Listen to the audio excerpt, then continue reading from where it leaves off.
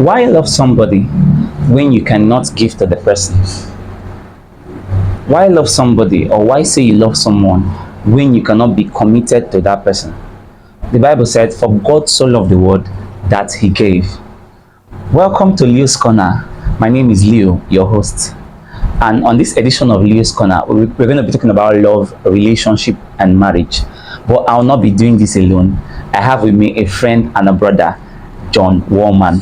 Welcome to Leo's Corner. Thank you very much. Yeah. Thank you for having me. Yeah, you're welcome. It's our pleasure to have you on Leo's Corner. Okay, we'll be going straight to the point. First of all, what do you think love is? Okay, before that, let me define what I feel love is. Okay. I feel love is a genuine concern for someone or something. So what do you think love is from your own definition? Or Well, I will use the originator of love to define love. Okay. Love is God, and God is love. Oh. Because God is the one that created this love of a thing. Okay, so I know humans have been able to define it in various means, or I think the real definition of love is God, because when you talk about the characteristics of love, you're going to see that we are looking at the person of God. So I just say love is God. okay, love is God. Okay, that's nice. Now, okay, what do you have to say about a relationship? Relationship, love in relationship. What do you have to say about relationship? Okay, when you say love in relationship, let us look at relationship first of all. We are looking at an association between two humans. Obviously, we are social beings, and as such, every human has that possibility of associating with the other human. So when we look at love in relationship, we're looking at, first of all, there is a feeling, mutual feelings between two persons. Could be a male and a male, could be a female and a female, could be a male and a female.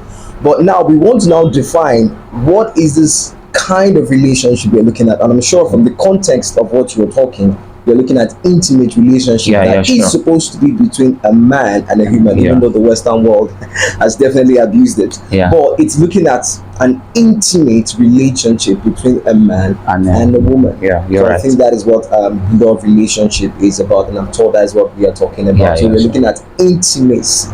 Intimacy, that affection that you have for the other person. Okay, that's nice. Now, okay, looking at our society now, we see that young people tend to say they are in love or going into a relationship. So what do you have to say about that, teenagers especially? Do you think it's right for a teenager to go into a relationship? Well, this question of when a teenager is supposed to go into a relationship is very tactical. Sorry to interrupt you. I'm asking now, do you think it's right for a teenager to go into a relationship? Do you think is right? Or at what point do you think someone should go into a relationship? Well, to answer the question directly, I don't think it is right. No, it is not right for a teenager to go into a relationship. But when you're looking at the teenager, you're looking at how will I put it right now? The right time for somebody to go into a relationship. Now, why do I say no? Is because everything has timing. Okay. Now, let us look at the teenage age first of all. We're looking at from 10, much more 11 till 17. Am I correct? 18. 18 should be an adult. Let us not put 18 right now into the category. Right. So let us look at till the age of 17. Now, everything has timing. I'm trying to justify why I said no. Okay. Now, everything has timing. There was a reason why you had to go from nursery 1 to primary. There was a time for you to be in nursery, and there was a time for you to be in primary, and there's a time for you to be in secondary. And I know the university or the tertiary institution has to be by choice. Really, it's not really compulsory, but it's optional. But let's look at the main time where which you're getting an education. It means that you don't have to skip the nursery parts to go to the primary part, which means you're going to miss a lot of things. While you skip the nursery to the primary, you're going to have a lot of challenges and struggle as in how to assimilate what you're getting in primary level. Because your foundation wasn't right. Yes, because apart from the foundation, you skipped a particular time. So everything has to be with timing. When you are 17 downwards, I don't think you have any business having a relationship with somebody, even though the society tends to give you a different view. But let us look at the reality of it. And the book of Solomon says that do not awaken love until it is time to awaken love. Wow. And also the scripture says that to every time there is a season. There is a season of planting and there is a season of harvest. There's a season of crying and a season of joy. So you see that everything in the world has time. Even God, rather, in times of creation, didn't just create the woman. There was a time when the woman had to come in place, and the woman came in place when it was deemed fit, because God said she needed a He helpmeet. needed a helpmate. He needed a helpmeet. So Yeah. there was a time at which he needed a helpmeet, and Eve was now created. So for a teenager to go into a relationship, I don't think that is the right time for you to go to a relationship, because you do not understand the complexities of a relationship, and you do not understand the complications of a relationship. And that is why we have a lot of broken people, because you tend to leave the nursery section to run this child to the Wow. family Okay. section. Thank you so much. Okay, I want to ask. Okay, how do teenagers, or how do you think a teenager should handle emotions? Because these teenagers we're talking about, they have emotions, right? Yeah. So how do they tend to handle it and wait for the right time? Well, I think first of all, the parents have a very strategic role to play. Sorry, in let this me one. pause you. Say that again. Say that I again. think That's the a point. parents That's a have point. a strategic role to play in this particular one. The parents do have, because first of all, the home is the first school that they have before they go Yeah. to Out. school. So the home is the first environment. As a parent, you need to create a conducive environment by which you tend to teach your children things about relationship. You have to create a conducive home for them. Give them a home where a child can be able to lay things to you. A child having an emotions, it's pure fact that you are human. It is human to have an emotion. And also another way by which you can be able to deal with this is that you should have a mentor in schools. Also, I'm not going to negate the fact that teachers are also not playing their role very well, because you have seen a population of teachers where they tend to have affairs with students. Yeah, and I think sure. the law has to also come into place, because they need to start arresting teachers that are having Affairs. these things with students. You get, now you as a teacher have to be a guide, because their feelings are misguided. Their Wow. feelings are misguided as a teenager. So you as a teacher, you are there to guide them and teach them, continually tell them that, oh look, the social media is not going to be a role place for you to go to, or the social media is not going to be a very good place for you to learn things about relationship. So you also have to tell them that this is how they are supposed to go about relationship. Having a feeling is very normal, but I think another way to look or nurture this particular feelings is to have a mentor who will guide them. And unfortunately, I don't think a lot of teachers do that, but I think we need to start having teachers who are going to mentor the students and tell them, hey, right now is the time not for you to Facebook, but to face your book. Yeah, okay. You know, in this part of the world, especially the Africans, we rarely see parents have that time or have that relationship talk with their children. Okay. And we've seen that it has caused a lot of damages. We have broken children, ladies getting pregnant at the age of 15, 16, probably because there was nobody to talk to them. And I feel that sometimes having a broken home, like when both parents are not together, are always having a challenge on fighting and stuff like that, it can affect the teenagers, right? Because the truth is that as teenagers, we all pass through that stage, right? Yeah. Sometimes we need to talk to somebody.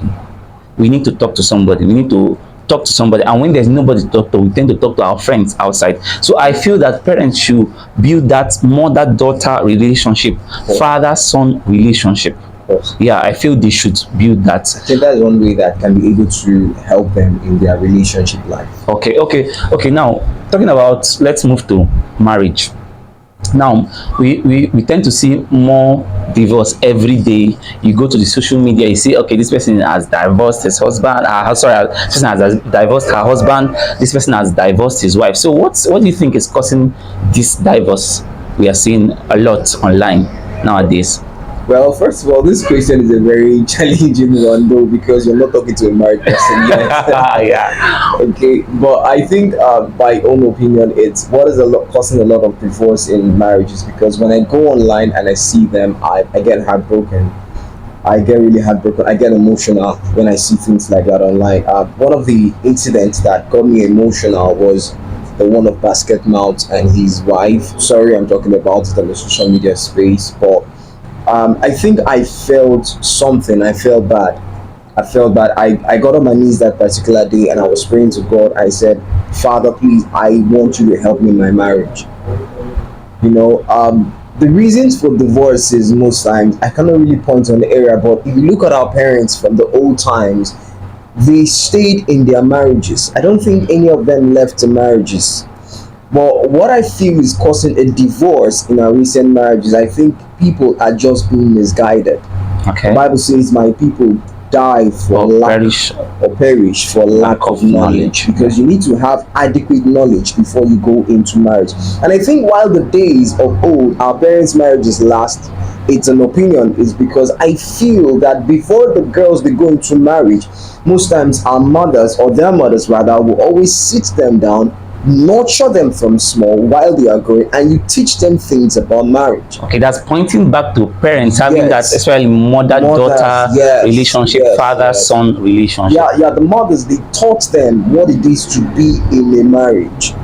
From small, they always tell the girl child, you have to wash the plates, you have to take care of your man, you have to make sure that you do this and this to please the man. And funny enough, then in our time of culture, our men had more than one wife. Now I'm not going to go into that area of the number of wives, but what I'm trying to look at is that more times they had peace in their marriage. They lasted long in their marriage. They stayed until death do them part. But you see, why I feel that that was like that was because of the knowledge that they had while growing up.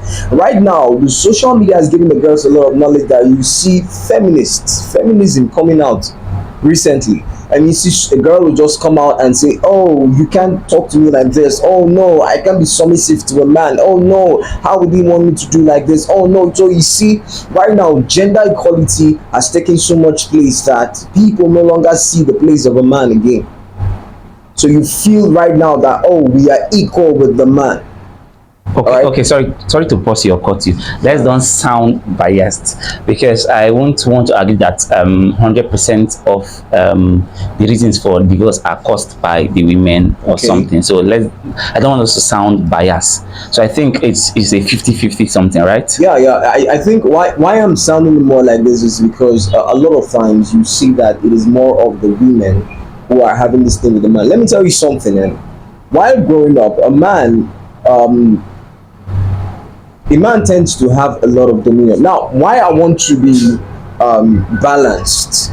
Now, why I'm trying to be balanced is because I know that the problem is not really always coming from the women. And also, a lot of men have issues too.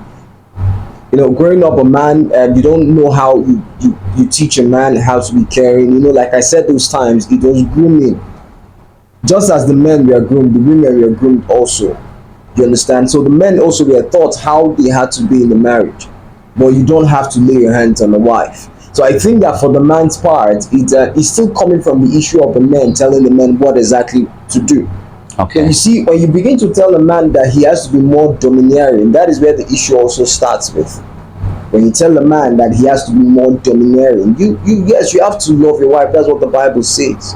You have to love your wife. It doesn't give you room that you have to beat your wife. But I'm telling you a lot of truth that a lot of women are also the reasons why this thing despite the marriage. I'm not gonna lie to you. Sometimes you see the way the women relate to the men to a point they get angry because you're relating to a human. Okay. That's just the truth. A man would not want to lay hands on a woman if the woman hasn't provoked him to the wall. I know some men are not really trained very well, but believe me, a lot of marriages most times come from the part of the woman. Okay, thank you so much. Okay, I want to find out now, personally, what do you think these are the attributes, the right attributes you see in someone that you want to you love to marry? Okay, what are the attributes you love to see in someone, or what are the attributes you see in someone and say, okay, this is the person I would love to marry? Personally. Personally, first of all, I need to see character. You know, you're not going to see the character first. Definitely, beauty is going to be something that is catchy. Okay. Men always want to go for somebody that's beautiful. But beyond that too, I also tend to talk about character. The woman has to know how to submit to a man. Believe me, when a woman knows how to submit to a man, you've gotten the man 100%. I don't think the man has to look for any other thing again. Believe Okay. me, when a woman knows how to submit to a man and is respectful to a man, I don't think the man wants to look Okay, elsewhere. let me paraphrase or rephrase the question. Okay, just tell me like four qualities you love to see in someone you want to marry, or four qualities. First, the person has to be an asset. One, An asset. an Explain. asset. Can you Yeah, explain a what bit? I mean by an asset is you have to bring something to the table. Okay. Okay, your ideas. I'm going for a smart money woman. Hmm. That's an Okay. asset, a smart money woman. And also, what I mean by smart money woman, I don't mean a woman that's going to pay me. I mean somebody who works, not someone who's going to sit down 24 hours in the house doing nothing. And also a God-fearing woman, somebody who is true to her religion. Okay. No, you necessarily That's don't have number to two. be. You necessarily don't have to come to my church. You necessarily don't have to be from my own church. But I want you to be somebody who loves God and who gives everything to the gospel of God. Okay, then number three, you said. Okay. Number three, physical, you have to be beautiful. Yeah, that's very necessary. Okay. Then Yeah, number four. Number four. Number four, do I have a number? Oh yeah, very importantly, the lady must know how to cook. I'm a foodie. I love Well, food. you see, that's saying that away to a man's house, hot paradise is best. The belly. I'm telling you the truth. Funny enough, I went to a restaurant that was run by a woman one time to eat, and man, it's in Mama Puto. Please, when I say restaurant, I'm not saying fast food. When I went to eat there, and man, the food tasted awful. My God. It's all good. Okay. To wrap up, I'll just say I'll just add for the couples. We need to tell them something, right? For the couples, it's not all about the singles. Now, for the couples, we have five love languages, and this will help you. Trust me, you need to listen to this. This will help you in your marriage. There are five love languages, and once you know these love languages, and then you know the one that your spouse really likes, it will help you spice up your relationship, spice up your marriage, spice up your love life. Okay, number one is affirmation of words. Telling the person, I love you, you look beautiful, you look amazing. Telling the person sweet words, that's number one. Number two is act of service. Washing the person's clothes, maybe serving food or taking out plates or some just little act of service. And number three is physical touch. You know what that means. Number four is gifts, giving gift or receiving gift. The person love gifts, you give the person gifts. A lot of people are like that. Once you give the person gift, that's a love language. The person can respond positively to the person loves. And number five is quality time, spend time with the person. So these five love languages, just look into it, get to know it, get to know what your spouse or your partner loves out of these five love languages, and then just surprise the person. If it's the gift, if it's quality time, if it's affirmation of words, if it's act of service, if it's physical touch, just know what your spouse like, know the love language your spouse like, and then you see that you get to spice up your relationship and your love life.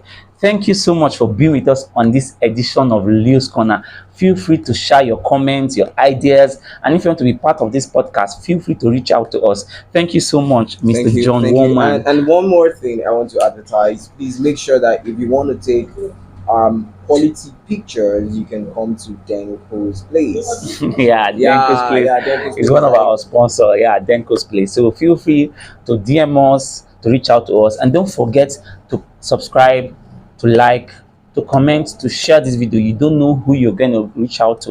You don't know who really needs to hear this. So feel free to subscribe, to share, to comment, and follow all our social media handles. Thank you once more for being with us on this edition of Leo's Corner. See you in our next edition. Happy Val's Day to you. Yeah, happy Thank you. Val's Day to you. Yeah.